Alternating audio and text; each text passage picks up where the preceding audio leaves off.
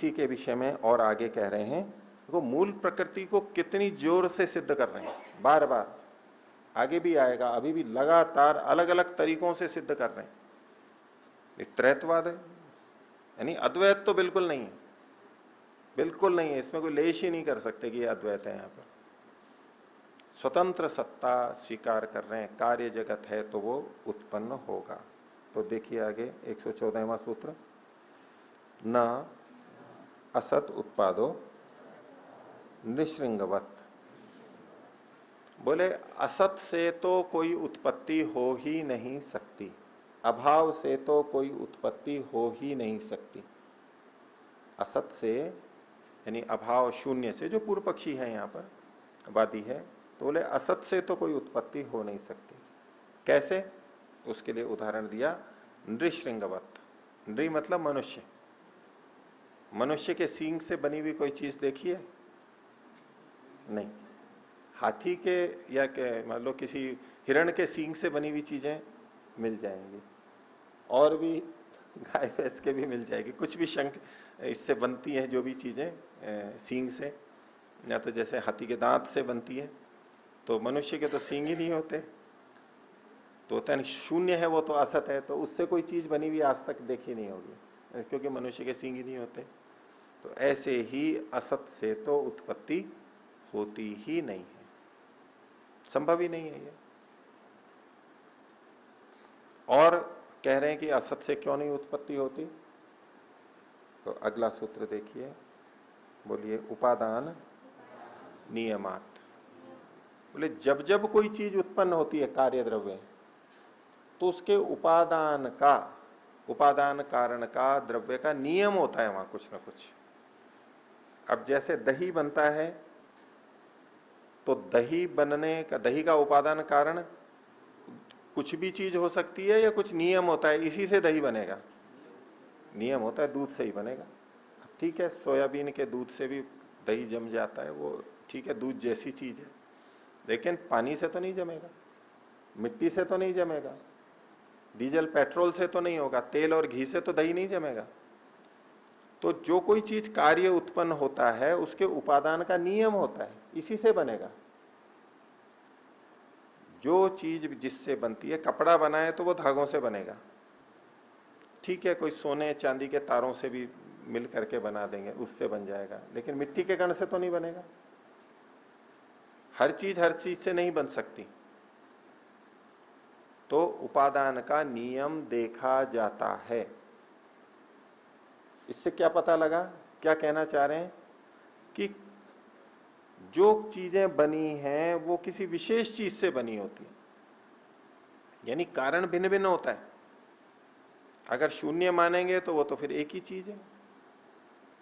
तो चूंकि उपादान का नियम होता है, कार्य वस्तु किसी न किसी कारण से बनती है, निश्चित कारण से, इससे भी पता लगता है कि कारण कुछ ना कुछ अवश्य है, सत्तात्मक है, यूं ही किसी से कुछ नहीं बन जाता है। बोलिए, पहले से ले लिया करिए।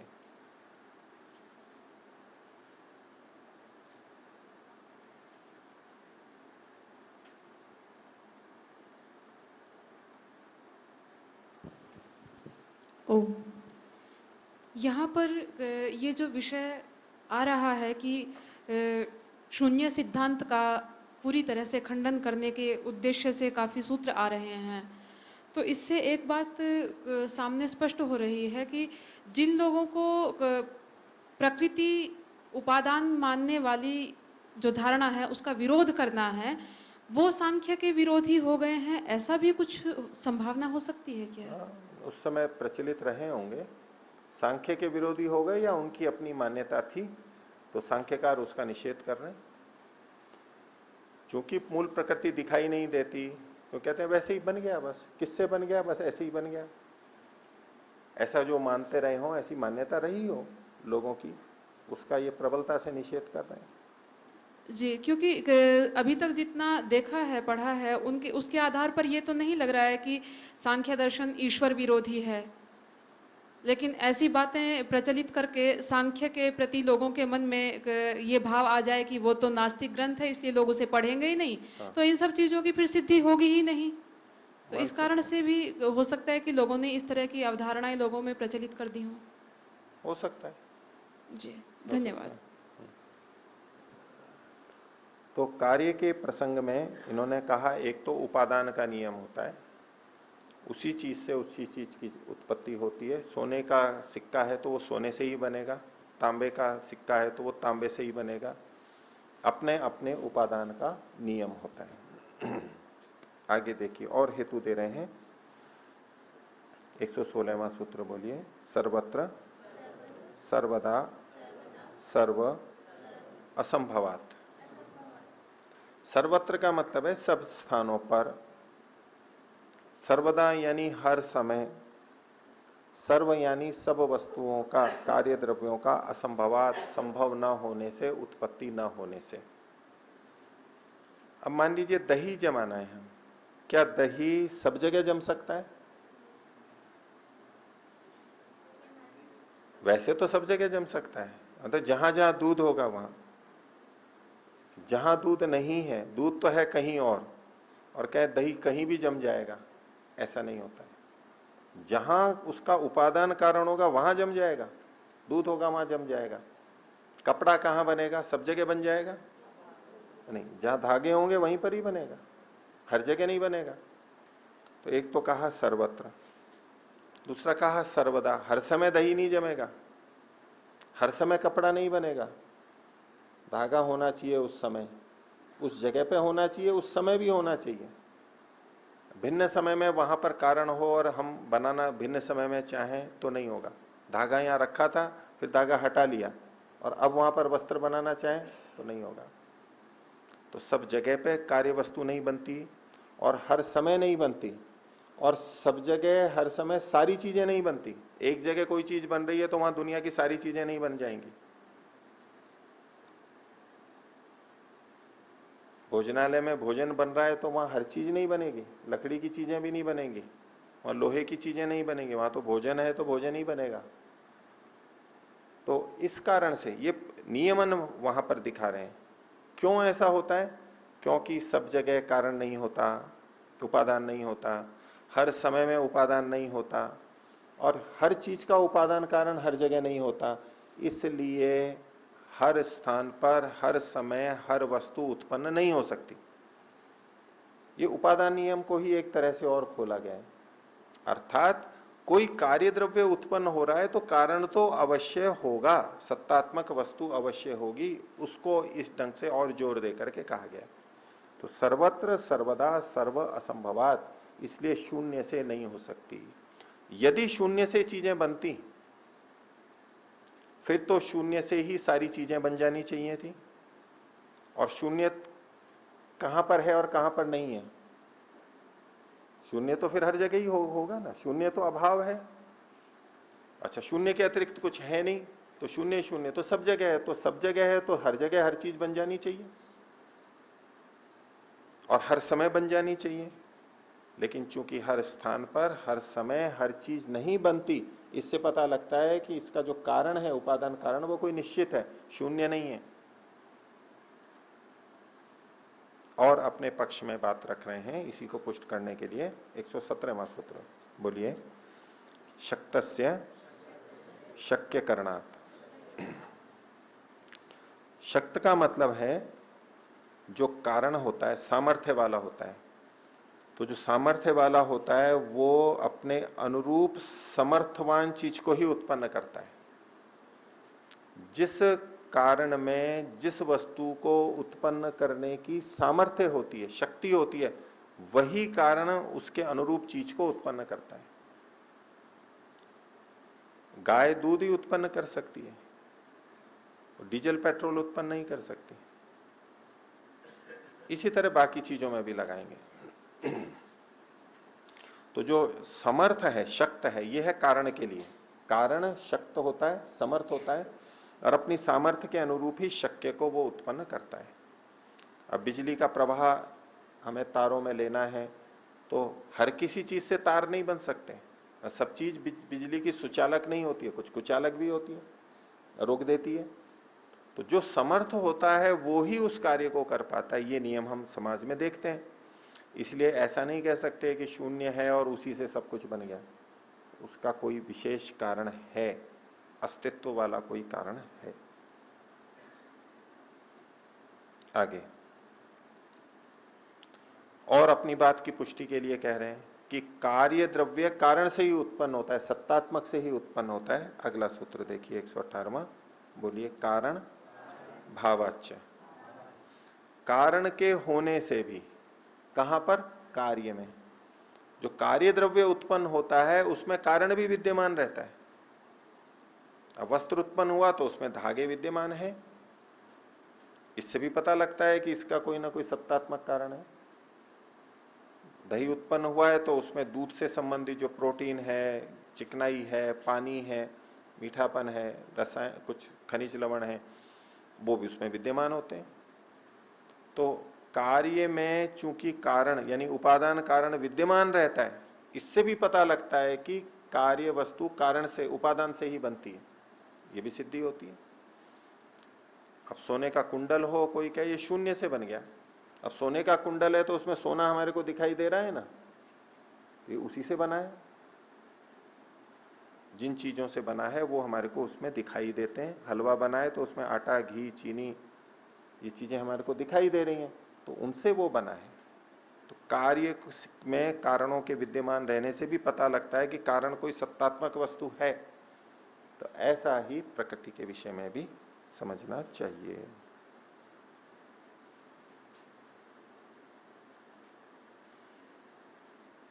यहां तक किन्हीं को कुछ पूछना है? ठीक है, बोलिए।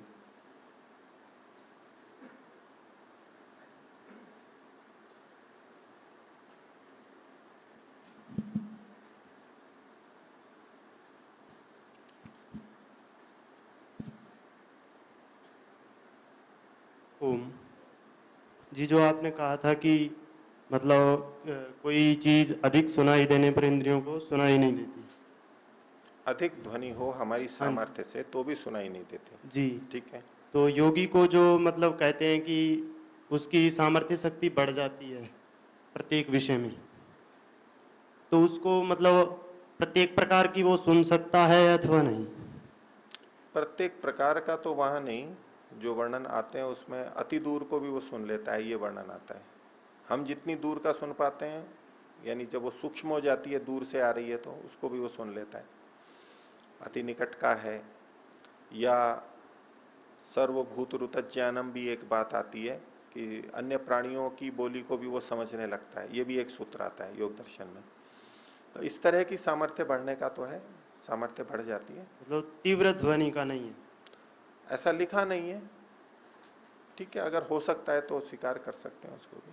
जी जी। और ओम एक बोलिए। और है बोलिए। जी, जो जैसे पहला सूत्र है, जैसे पुरुषार्थ हम करते हैं तो उसमें भी हमको दुख होता है। पुरुषार्थ जो हम करते हैं उसमें दुख होता है या नहीं होता है? हमारी दृष्टि के ऊपर है। कभी पुरुषार्थ में आनंद भी आता है, सुख भी होता है, यदि उसमें और कभी दुख भी जिसमें होता है। दुख हो, जिसमें दुख हो तो वह आदि दैविक आदि भौतिक और आध्यात्मिक कौन से दुख में लिया जाएगा? आध्यात्मिक में आएगा। आध्यात्मिक। हाँ, जैसे कि व्यायाम कर रहे हैं, हम स्वयं कर रहे हैं, जी अपने घर की सफाई कर रहे हैं, भोजन बना रहे हैं, कपड़े धो रहे हैं, जो अपना काम कर रहे हैं हम, और हमें कष्ट हो रहा है और दुख हो रहा है। जी। अब वो कष्ट के कई बातें हो सकती हैं। व्यक्ति दुर्बल है, पोषण की कमी है, थका हुआ है, अधिक कार्य है, तो मांसपेशियां दुखने लग जाती हैं, कोई भी अधिक कार्य करे तो। जी तो इन सब से जो हो रहा है, तो इसको आध्यात्मिक दुख कहेंगे। जी। और जी, जो अ, मतलब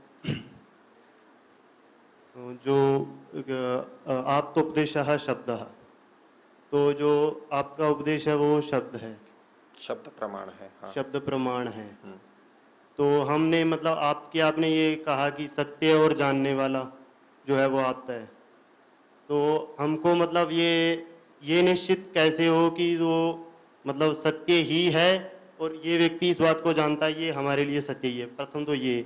और दूसरा, यदि ये कहें कि वेद के अनुसार, परमात्मा के अनुसार, तो परमात्मा के अनुसार तो वेद को मतलब जानना पड़ेगा, उसका ज्ञान प्राप्त करना पड़ेगा। तो उसके लिए तो मतलब बहुत जैसे 20 वर्ष लगते हैं, तो यहाँ पर तो कोई वेद का जानने वाला नहीं है उसको पढ़ने के लिए। उस तो न ही मतलब किसी विद्वान से जाना जा सकता है, लेकिन हम ये कैसे जानते हैं कि वही मतलब उसका जानकार है, तो हम उसका कैसे जानते हैं? उसके लिए हमारे को अलग परीक्षा करनी पड़ेगी। ये व्यक्ति आप्त है या नहीं है, ये हमारे को अन्य प्रमाणों से देखना पड़ता है। उसके अंदर कई चीजें आती हैं। हम किसी व्यक्ति की कुछ बातों को सुनते हैं, समझते हैं और हमें लगता है कि ये ठीक बोल रहा है। अब उसके आधार पर हम उसकी अन्य बातों को भी विश्वास करते हैं। ये व्यक्ति मेरे को गलत नहीं बताएगा, इस व्यक्ति ने मेरे को ये चीजें बताई, ये ठीक थी, इस आधार पे हम स्वीकार कर लेते हैं, ये भी होता है। और हमारे से जो पूर्वज हैं, जो हमारे हितकर लोग हैं, प्रिय व्यक्ति हैं, वो भी हमें बताते हैं कि भाई ये पुस्तक बहुत अच्छी है और ठीक है। अभी हमने उसकी कोई परीक्षा नहीं की है, लेकिन जो हमारे अपने हैं, जिन पे हम विश्वास करते हैं, उनके कहने से भी हम किसी व्यक्ति या पुस्तक उस पर विश्वास करते हैं। बहुत सारे कारण बनते हैं। पूरी परीक्षा तो, पूरा ज्ञान तो स्वयं के प्रत्यक्ष से ही होता है। और स्वयं पढ़ेंगे कि वेद में ऐसा कहा है या नहीं कहा है, ये ऋषि वास्तव में ऋषि थे या नहीं थे, वो पूरी कसौटी के लिए तो हमारे को भी, जब हम उस स्थिति में पहुंच जाते हैं तब हम परीक्षा कर सकते हैं उसकी। अभी तो हम दूसरे की कही हुई बात को मानते हैं। अगर उसकी कही हुई बात गलत सिद्ध हो जाती है तो हमें पता लग जाता है कि ये आप्त नहीं है। जी। इसमें जो आपका पिछला प्रश्न था, आपने पहले सूत्र को उद्धृत करते हुए पुरुषार्थ शब्द का प्रयोग किया और उस पुरुषार्थ का आपने अर्थ जो लिया कि हम पुरुषार्थ करते हैं यानी श्रम करते हैं, मेहनत करते हैं जी। तो उसमें कष्ट होता है। तो जी। वो स्पष्ट आपको कर रहा हूं, आप पहले दिन थे नहीं? नहीं था। नहीं थे ना? था। पहला पहला सूत्र हुआ था तब थे आप? जी। प्रथम सूत्र से? जी। तो पुरुषार्थ के लिए मैंने उस दिन भी स्पष्ट किया था कि पुरुषार्थ का मेहनत या श्रम अर्थ नहीं है। यहां पर क्या अर्थ है, आप में से कोई बताएंगे? आप बताइए। प्रयोजन। प्रयोजन, पुरुष का पुरुष का प्रयोजन। अर्थ। प्रयोजन। इन्होंने, आनंद मुनि जी ने भी वहां उस दिन यज्ञशाला में प्रवचन दिया था, उस सूत्र की व्याख्या की इन्होंने भी पुरुषार्थ का मतलब श्रम, मेहनत करके व्याख्या की। वो अर्थ ही नहीं है वहां पर, श्रम अर्थ नहीं है। मैंने स्पष्टीकरण भी किया था। त्रिविध दुखों की अत्यंत निवृत्ति अत्यंत पुरुषार्थ है, अत्यंत मेहनत होती है, अत्यंत मेहनत से प्राप्त होता है, ये सूत्रार्थ नहीं है। ध्यान देना इस बात पे। पुरुषार्थ शब्द का जो हम लोक में प्रयोग करते हैं भाषा में, वहां हम पुरुषार्थ का मतलब मेहनत, श्रम, ये सब हम करते हैं, प्रयास, इस रूप में हम वहां बोलते हैं। लेकिन यहां सूत्र में मेहनत अर्थ नहीं है, ये मन में ध्यान रखना। नहीं तो इस सूत्र पे आपको ऐसी व्याख्या, मेहनत वाली व्याख्या आपको बहुत मिलेगी, बहुत प्रवचन करता मिलेंगे, व्याख्याएं भी ऐसी होती रहती हैं। यहां पुरुष का मतलब पुरुष का प्रयोजन। पुरुष का प्रयोजन क्या है? त्रिविध दुखों की अत्यंत निवृत्ति, ये हर आत्मा का प्रयोजन है, ये सूत्रार्थ है। ये जो अत्यंत निवृत्ति है, इसके लिए जो प्रयास किया जाता है उसको क्या कहेंगे फिर? आप उसको प्रयास कह लीजिए, श्रम कह लीजिए, लेकिन इस सूत्र में जो पुरुषार्थ शब्द है उसका अर्थ नहीं है ये। उसको क्या कहेंगे तो वो तो श्रम, आप मेहनत कह सकते हैं, कोई आपत्ति नहीं है। लेकिन सूत्र का अर्थ करते हुए आप वहां मेहनत ले आए, वो ठीक नहीं है। हाँ, आप कुछ पूछिए। सूत्र संख्या 116 में सब जी। स्थान और सब काल में हर वस्तु उपलब्ध नहीं होती, तो इसमें उपादान कारण की पुष्टि कैसे हो रही है? जी, उपलब्ध नहीं होती मतलब उत्पन्न नहीं होती, संभव नहीं है। सब जगह, सब काल में सब चीजें नहीं होती, यानी कुछ स्थानों पर कुछ कालों में कुछ वस्तुएं उपलब्ध होती हैं, ये मतलब होगा। इसका विपरीत करेंगे तो अब मैं ये पूछूं कि कोई कार्य वस्तु, संभवात मतलब उत्पन्न, दही यहां क्यों नहीं उत्पन्न हो सकता? मैं यहां कहूं कि यहां क्यों नहीं उत्पन्न हो सकता? और जो रसोई में हो सकता है तो यहाँ क्यों नहीं हो सकता? क्योंकि कारण नहीं है यहाँ पर। क्यों, कौन सा कारण? उपादान कारण। उपादान कारण, ये जमाने वाला नहीं है। नहीं, उपादान कारण नहीं है। ठीक है। अच्छा, रसोई में दही जमाते हैं हम, वो सुबह शाम जब दूध था तब जमा लिया, दिन में अभी दूध नहीं है, दिन में काल की दृष्टि से कह रहा हूं, उस स्थान पर हम दही जमाते हैं, लेकिन अभी नहीं जमा सकते। क्यों?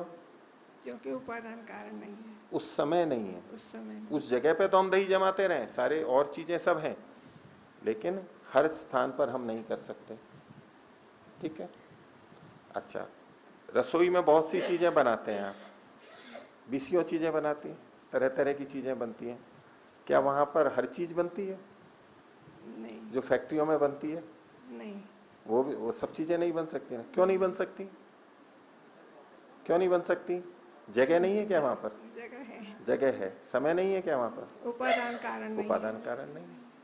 तो इसको कह करके ये उपादान कारण की अनिवार्यता बताना चाहते हैं। शून्य से नहीं बन सकता। अगर शून्य से बनता होता तो सब जगह चीजें बन जानी चाहिए थी ना, और हर समय बन जानी चाहिए थी, जी हाँ। और हर चीज हर जगह बन जानी चाहिए थी, क्योंकि उपादान की तो अनिवार्यता है ही नहीं। ठीक है। फैक्ट्री में कच्चा माल नहीं है और वो कहे कि नहीं बना दो, अभी यहां तो आप तो बनाते ही रहते हो, भाई कच्चा माल ही नहीं है, बनेगी कैसे? धागा ही नहीं है, कपड़ा कहां से बनेगा? सब जगह क्यों नहीं बन पाती है? उसमें एक कारण उपादान का न होना है। उसी को सिद्ध करना चाहते हैं कि मूल प्रकृति उपादान रूप में सत्तात्मक है।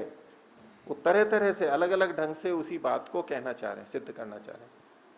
कुछ आचार्य जी, सत्यार्थ प्रकाश में स्वामी जी ने आप पुरुष के लिए लिखा है कि जो जन्म से लेकर मृत्यु पर्यंत तक कोई पाप न करे, श्री कृष्ण जी के लिए उन्होंने उसमें सत्यार्थ प्रकाश में जिक्र किया है, तो इस पर थोड़ा स्पष्ट कर। देखिए, वहां आप्त की परिभाषा नहीं की जा रही है। आपने जो प्रस्तुति दी वो ये दी कि महर्षि ने वहां ये लिखा कि जो जन्म से लेके मृत्यु पर्यंत पाप न करे उसे आप्त कहते हैं, ऐसा नहीं लिखा है वहां पर। श्री कृष्ण को आप्त पुरुष कहा और कहा कि उन्होंने जन्म से लेकर मृत्यु पर्यंत कोई पाप नहीं किया, वो योगी थे, इतने श्रेष्ठ पुरुष थे, ये कथन किया। वो आप्त थे ये कहा। उन्होंने जन्म से लेकर मृत्यु पर्यंत कोई गलत कार्य नहीं किया ये कहा। ठीक है, श्रेष्ठ पुरुष थे।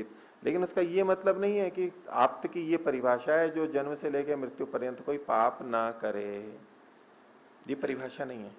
धन्यवाद। कुछ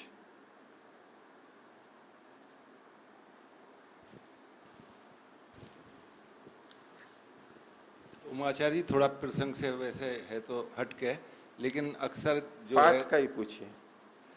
हाँ, तो बहुत से लोग बिना किसी कारण के बता देते कि भोजन आ गई, लड्डू आ गया बन के, ये सारी चीजें आ गई, तो ये यौगिक शक्तियां हैं या कुछ छल कपट है या कोई और चालबाजी है इस तरह की?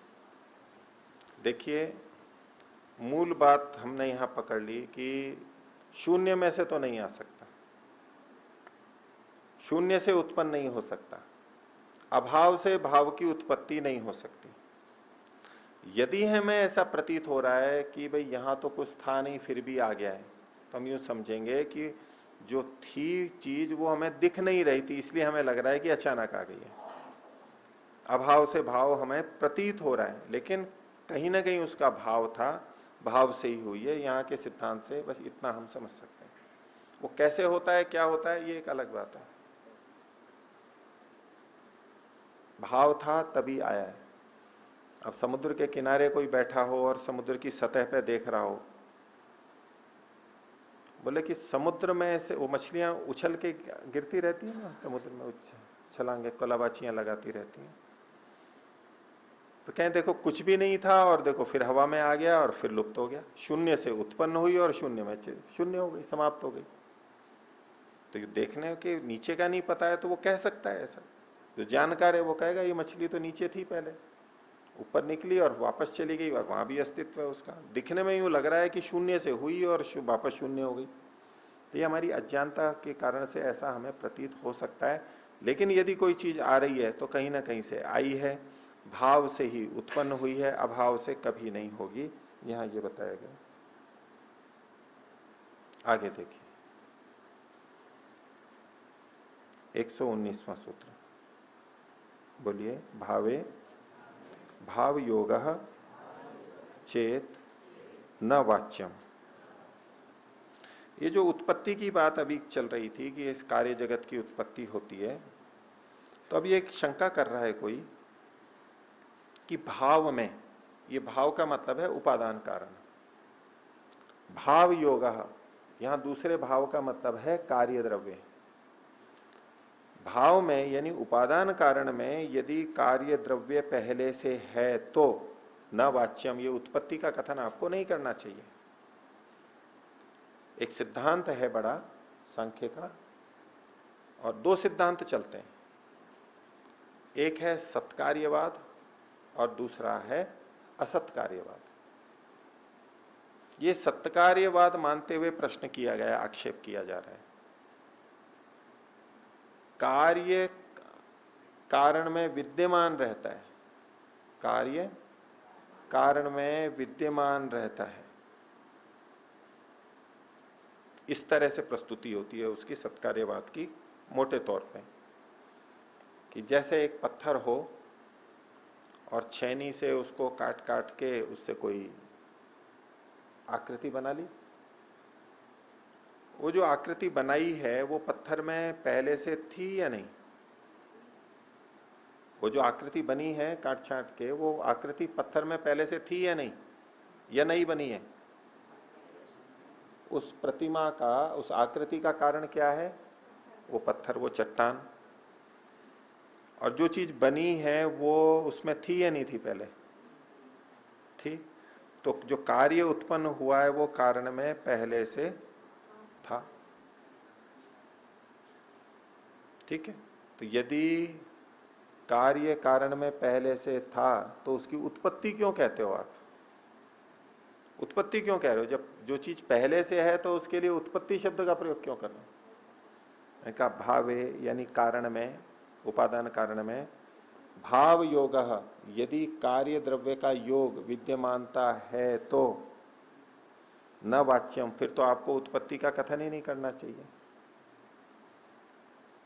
तो आप ये उत्पत्ति क्यों कर रहे हो? तो ये जो कार्य जगत उत्पन्न हुआ ये पहले से कारण में विद्यमान था, मूल प्रकृति में विद्यमान था। तो ऐसा सत्कार्यवाद में लोग उसका अर्थ लेते हैं, उस दृष्टि से ये कहा कि उत्पत्ति आपने क्यों कही। जी उनको दीजिए।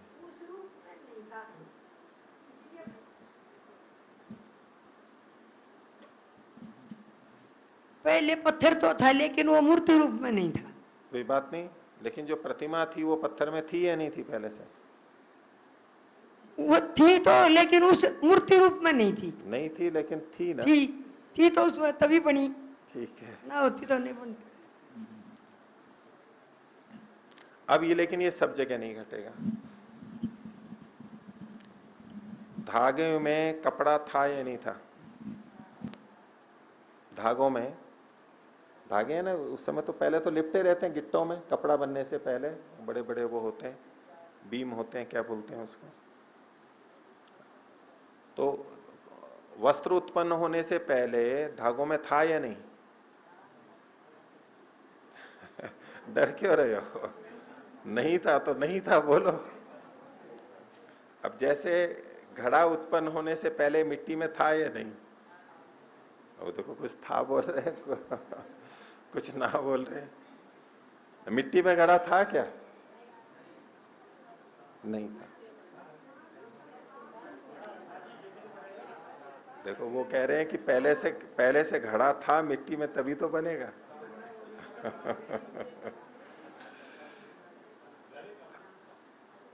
तो देखिए सत्कार्यवाद का सिद्धांत वास्तव में क्या है कि कार्य वस्तु उत्पत्ति के पूर्व कारण रूप में विद्यमान थी, बस यही सत्कार्यवाद है। सत्कार्यवाद का यह अर्थ नहीं है कि जो चीज उत्पन्न हुई है वो उत्पन्न होने से पहले भी जू की तू अपने कारण में विद्यमान थी। मिट्टी में घड़ा नहीं था, मिट्टी में घड़ा नहीं था। अब देखो उन्होंने वो सुन रखा है, वो कह रहे कारण में तो कार्य रहता ही है। तो उसी के लिए ये बात आगे कह रहे हैं कि भावे भाव योगश्चेत, यदि कारण में कार्य पहले से ही था तो न वाच्यम, फिर तो उत्पत्ति कहनी ही नहीं चाहिए आपको। भाई आप उत्पत्ति क्यों कह रहे हो, जब पहले से ही था तो यूं क्यों कह रहे हो कि घड़ा बन गया, ये क्यों कह रहे हैं कि कार्य जगत बन गया। और जब पहले से ही था तो कुम्हार ने क्या किया, कुम्हार ने घड़े को बनाया नहीं। अब चुप है देखो अब कुछ नहीं बोल रहे। तो देखिए सत्कार्यवाद का मतलब क्या है, रुकिए रुकिए, सत्कार्यवाद का ये मतलब नहीं है। सत्कार्यवाद को इस रूप में जब प्रस्तुत किया जाता है कि कार्य उत्पत्ति से पहले कारण में विद्यमान था, कार्य उत्पत्ति से पहले कारण में विद्यमान था, ये इसका मोटा अर्थ है। और इस यूं करेंगे तो असत्कार्यवाद से विरोध दिखाई देगा। असत्कार्यवाद को फिर क्या कहते हैं, कार्य उत्पत्ति से पूर्व कारण में विद्यमान नहीं था। सत्कार्यवाद क्या कहते हैं, कार्य उत्पत्ति से पहले कारण में सत था, विद्यमान था, ये सत्कार्यवाद। असत्कार्यवाद क्या कहेगा, कार्य उत्पत्ति से पहले अपने कारण में विद्यमान नहीं था। अब यूं करेंगे तो दोनों में विरोध दिखाई देगा, परस्पर विरुद्ध बात है। तो न्याय और वैशेषिक असत्कार्यवाद को मानते हैं और सांख्य योग सत्कार्यवाद के पक्षधर हैं। तो ऐसी व्याख्या करके कहेंगे देखो दर्शनों में विरोध है, इनका वो अर्थ नहीं है। सत्कार्यवाद का मतलब क्या है, कार्य उत्पत्ति तो मानते हैं वो भी, कार्य अपनी उत्पत्ति से पूर्व कारण में कारण रूप में विद्यमान था।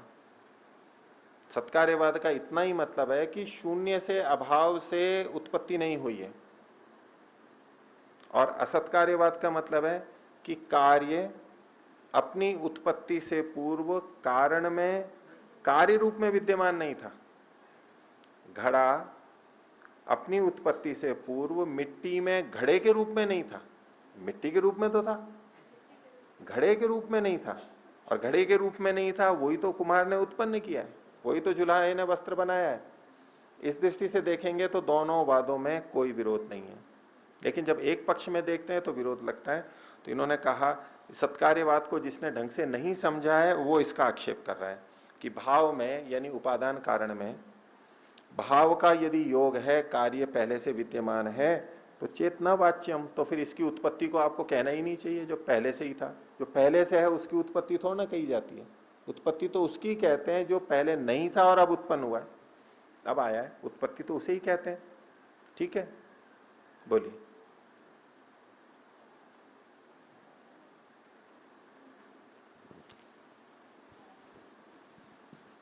ये सब सीख लीजिए अपना अपना, एक दूसरे से सहयोग क्यों लेते हैं।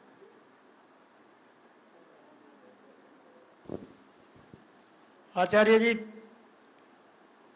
बात तो वही है, आप भी वही कह रहे हैं, मैं भी वही कह रहा हूं कि कारण में कार्य छुपा हुआ है, कारण रूप में, कारण रूप में कार्य छुपा हुआ है, न कि कार्य रूप में, कारण रूप में। बस इतना। परंतु ऐसा लगता है कि अनेक विद्वान उसको अपनी अपनी बुद्धि से अलग अलग रूप दे देते हैं। और अब इसी में हम देख रहे हैं, जितना पाठ आपने पढ़ाया है इसी में 15 मोड़ आ चुके हैं, एक ही बात के, एक बात के 15 मोड़ आ चुके हैं। एक जगह कह रहे हैं कि ऐसा नहीं है, फिर अगले सूत्र में कह रहे हैं ऐसा है, और आप भी हमें उसी तरह समझाते जा रहे तोड़ तोड़ करके। तो ये विद्वानों का भी तो मत है ना, इसमें भी तो हमें घुमा रहे हैं। तो मुझे मेरा अपना सोच है ऐसी। देखिए ऐसा तो मत कहिए कि इसमें परस्पर विरुद्ध बातें आई हैं कि 15 मोड़ आ गए, कभी कुछ कह दिया कभी कुछ कह दिया, ऐसा नहीं कह रहे हैं। आप एक भी चीज बता दीजिए, उदाहरण देके एक चीज भी बताइए, सोच करके बताना, ऐसे नहीं कि देखो यहां इन्होंने ये कह दिया अब इसका ये विरोध कर रहे हैं। विरोध नहीं है, वो भिन्न दृष्टि से कभी कोई बात कही जाए तो अलग बात है, लेकिन वो मतलब नहीं है। पर इन्होंने प्रसंग दूसरा था, जो इनको मन की बात कहनी थी वो उसके बहाने से कह दी और ना मैं ऐसा मोड़ दे करके आपको करा रहा हूं, ऐसा मत सोचिए। आप लोगों को ऐसा लगता होगा कि भाई ये कुछ तर्क करके यूं करके घुमा देते हैं हमारे को, क्योंकि आपको लगता है कि आप जो मानते थे उससे कुछ विपरीत हो गया, अब हमारी बात तो टिकी नहीं, जबकि हमारी बात तो ठीक थी। आप ये मान के चलते हैं कि हमने जो माना था, जो सुना था, विद्वानों से सुना, पुस्तकों से सुना, समझा, आपको यूं लगता है कि वो मेरा बिल्कुल ठीक था। और अब इन्होंने कुछ ऐसे तर्क रख दिए, अब हम बोल भी नहीं पाते, तो इन्होंने हमारे को घुमा दिया, चक्कर में लगा दिया।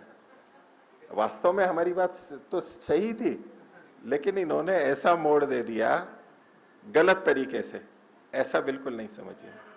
उसमें आपको ये विचारना चाहिए कि कोई तर्क युक्ति रखी जा रही है, सूत्र में कोई बात कही जा रही है, कुछ आधार से कही जा रही है, ऐसा क्यों करूंगा मैं, और ये शास्त्रकार ऐसा क्यों करेंगे, क्यों आपको गलत बात बताएंगे, क्या प्रयोजन है? कुछ भी नहीं। नहीं समझाने के लिए कि कैसे दूसरे को घुमाया जाता है, ये सिखाने के लिए ऐसा क्यों करेंगे वो? लेकिन आपको, आपकी समस्या मैं समझ सकता हूं कि जैसा हमने अब तक विचारा है उसके विपरीत बातें आती हैं तो वो सहजता से स्वीकार नहीं होती है, कठिन लगता है, क्योंकि अपना सारा पिछले का हिल जाता है। जो बातें हम सही समझते थे, दूसरों को बताते थे, उसमें गड़बड़ लगता है। लगता है जैसे कि इतने साल या इतने कई दशक तो यूं ही चले गए, उसी को मान करके करते रहे साधना, उसी को ठीक मानते रहे। तो ये तो होता है। अब यूं तो कोई कितने होते हैं जिनको आप भी समझाते हैं कई बातें, और वो अपनी जीवन में ऐसा ही मानते हुए आ रहे थे, आपने समझाया तो वो फिर ठीक है, सही रास्ते पे आ जाते हैं। कोई परमात्मा साकार है, निराकार है, तो उनको भी लगता ही है कि भाई हम इतने साल तक, दशकों तक कैसे ही मूर्ख बने रहे, हमारे को समझ में नहीं आई बात पहले, या हमारे पूर्वजों को नहीं आई, हमारे माता पिता परंपरा में सब ऐसा ही करते रहे, ऐसा कैसे हो गया? वो भी भौचक्के होते हैं, क्या हो रहा है, या तो स्वीकार नहीं करेंगे, बोले नहीं आप तो तर्क करते हैं, आपने तर्क करके कर दिया, बात तो मेरी ही सही है। बस ऐसा आपके साथ में हो रहा है और कुछ नहीं है, कोई नहीं घुमा रहा है किसी का। तो अब मैं वो सत्कार्यवाद की जो बात थी, सत्कार्य असत्कार्य की, उसको यूं समझिए। आप कह रहे हैं कि मैं भी वही कह रहा हूं, आप भी वही कह रहे हो, लेकिन घुमा रहे हो। सत्कार्यवाद क्या कह रहा है?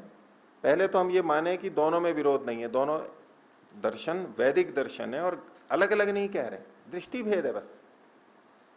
सत्कार्यवाद ये कहना चाह रहा है कि जो कार्य वस्तु उत्पन्न हुई है वो कारण रूप में पहले से विद्यमान थी, शून्य से कोई चीज नहीं बनी है। उसकी सत्ता उपादान रूप में, कारण रूप में सत्ता थी कार्य की, कुछ भी नहीं था, असत था, असत से कोई कार्य द्रव्य उत्पन्न हो गया, इस बात का निषेध करता है सांख्यकार, इसलिए सत्कार्यवाद मानते हैं। अभी जो हम इतने सूत्र पढ़ रहे हैं, ये क्या चीज बताई जा रही है बार बार? शून्य से नहीं बना है, अलग अलग ढंग से कितने सूत्रों से इसी बात को बार बार कह रहे हैं। ये इनका सत्कार्यवाद है कि सत वस्तु से ही कार्य उत्पन्न होगा, जो कार्य उत्पन्न हुआ है वो विद्यमान वस्तु से ही होगा, ये सत्कार्यवाद है और ये बिल्कुल ठीक है, कोई आपत्ति नहीं इसमें। असत्कार्यवाद क्या कहता है? असत्कार्यवाद ये नहीं कहता है कि असत से यानी शून्य से कोई कार्य द्रव्य उत्पन्न हो गया, ये उनका सिद्धांत नहीं है, बिल्कुल नहीं है। उनका ये कहना है कि ये जो कार्य द्रव्य था ये उत्पत्ति से पूर्व अपने कारण में जू का तू नहीं था, कार्य रूप में विद्यमान नहीं था। दूध से दही बना है, इसका यह मतलब नहीं है कि दूध दही में भी था, नहीं, दही दूध में भी था। दूध से दही बना है, इसका यह मतलब नहीं है कि दही दूध में भी था, नहीं, दही तो नया ही उत्पन्न हुआ है, पहले दूध दूध ही था और दही उत्पन्न हुआ है, तो बोले दूध में तो दही था ही नहीं, ये दही कहां से आ गया? तो शून्य से आ गया, ऐसा भी नहीं है। ये बना है तो दूध से बना है, इसका उपादान कारण है, उससे बना है। तो सत्कार्यवाद असत्कार्यवाद दोनों वैदिक सिद्धांत हैं, दोनों ठीक है। बोलिए। आचार्य जी नमस्कार। यहां तक तो ये बात सही है से कि एक एको सत्य विप्रा बहुधा वदंती, परंतु जो अनुभव अलग अलग हो रहा है या अलग अलग वर्णन हो रहा है वो अलग अलग हिस्से को अलग अलग रूप में लेकर के हो रहा है। इसमें कोई बहकाव नहीं है, ये तो सूक्ष्मता की तेजी है। और सूक्ष्म से सूक्ष्म करते जा रहे हैं तो उसका विवाद बढ़ता जा रहा है और चीज आगे सही सत्य पे जा रही है, गलत नहीं जा रही है। नंबर एक, जैसे कि कोई कहते कि कोई चीज नष्ट नहीं हो सकती, ये एटम अमर है, अब एटम से नीचे आ गए जैसा आपने बताया था। तो ये सूक्ष्मता की तरफ बढ़ रहे हैं, सत्य की तरफ बढ़ रहे हैं, बैठ नहीं रहे हैं। मैं इसे समझता हूं और कारण रूप में उसमें विद्यमान था, यह बात सही है। ठीक है, शास्त्र सही बात। धन्यवाद, पुष्टि के लिए धन्यवाद। पूछिए। आचार्य जी, जो ये विषय चल रहा है अभाव से भाव का, हम सामान्य देखने में आता है गेहूं के अंदर डोरा सुलसी लग जाता है, अभाव होता उनका कहां से आते हैं ये? किसका? गेहूं हम डालते हैं, हाँ, गेहूं के अंदर जीव पैदा हो जाते हैं जिन्हें डोरा सुलसी कहते हैं जी। वो होते नहीं, पहले नहीं होते, पहले नहीं होते, फिर आ जाते हैं, फिर आ जाते हैं। ठीक है। तो देखिए, वो हमें पता नहीं लगते, उनके सूक्ष्म जीवों के अंडे और वो सूक्ष्म जीव वहां रहते हैं और फिर वहां से वो उत्पन्न होते हैं, यूं ही नहीं हो जाते। यदि हम बिल्कुल बंद कर दें, ठंडे में रखें, तो वो नहीं होते। बहुत सारी चीजें जैसे हवा में के साथ में सूक्ष्म जीव आते रहते हैं, हमें पता भी नहीं लगता है। यूं हवा में हमें पता लगता है क्या सूक्ष्म जीव, लेकिन हर जगह है, यहां भी हैं, चमड़ी पे हैं, सब जगह पे हैं, उन्हीं से रोग भी हो जाते हैं बहुत से। तो ये जो आप कह रहे हैं कि जैसे हमने डब्बा बंद करके रखा दाल आदि और कुछ दिनों रखा रहा तो उसमें अंदर कीड़े आ जाते हैं, जबकि पहले था ही नहीं, तो उनके जो बीज हैं वो पहले से वहां पर माने जाते हैं, वो रहते हैं, या तो प्रवेश कर जाते हैं या अंडे के रूप में रहते हैं, वो बड़े हो जाते हैं। अभाव से भाव की उत्पत्ति कभी भी नहीं होती है, सूक्ष्म रूप से वहां पर विद्यमान रहते हैं। ठीक है, तो समय हो रहा है, पूछिए। ओम। आचार्य जी, जैसा हमारे वैदिक दर्शन 6 हैं और दोनों का दो का जोड़ा है, तो सांख्य का योग से जोड़ा है, पर इसमें जो अभी तक बात आ रही है सारी न्याय दर्शन की आ रही है जी। नहीं, देखिए, इसकी शैली आपको न्याय दर्शन जैसी लग रही होगी कि प्रतिज्ञा रखी, हेतु देते हैं, ये तो मूलभूत बात है, ये तो सब जगह आएगी। अब जैसे गणित एक विषय होता है, अब आप रसायन विज्ञान पढ़ें, भौतिक विज्ञान पढ़ें, वहां भी गणित की तो बातें आती हैं, गणित के सूत्र आएंगे, लगेंगे, नियम लगेंगे। तो न्याय दर्शन तो वो है, वो सब शास्त्रों का दीपक है, सब शास्त्रों में उसकी उपस्थिति होती है। तो अपनी बात को सिद्ध करने के लिए तो वो प्रक्रिया न्याय दर्शन वाली अपनानी ही होती है।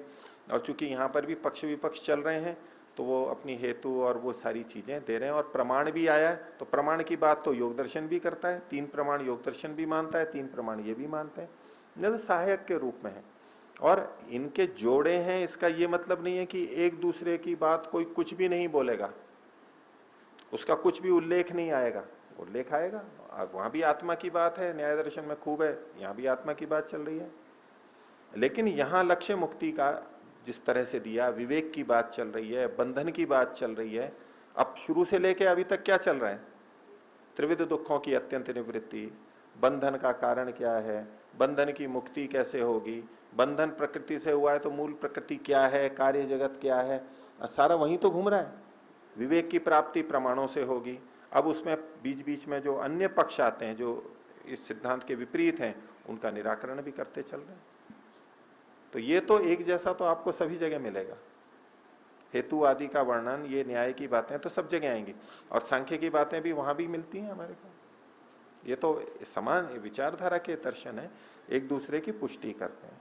तो विषय को इतना ही रखते हैं अभी। प्रणव करें।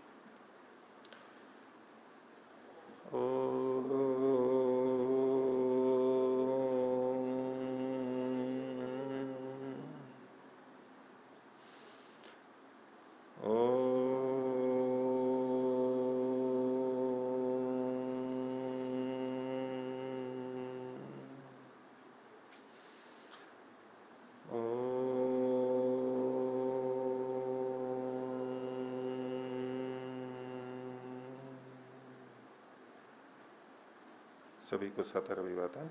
ओम शांति।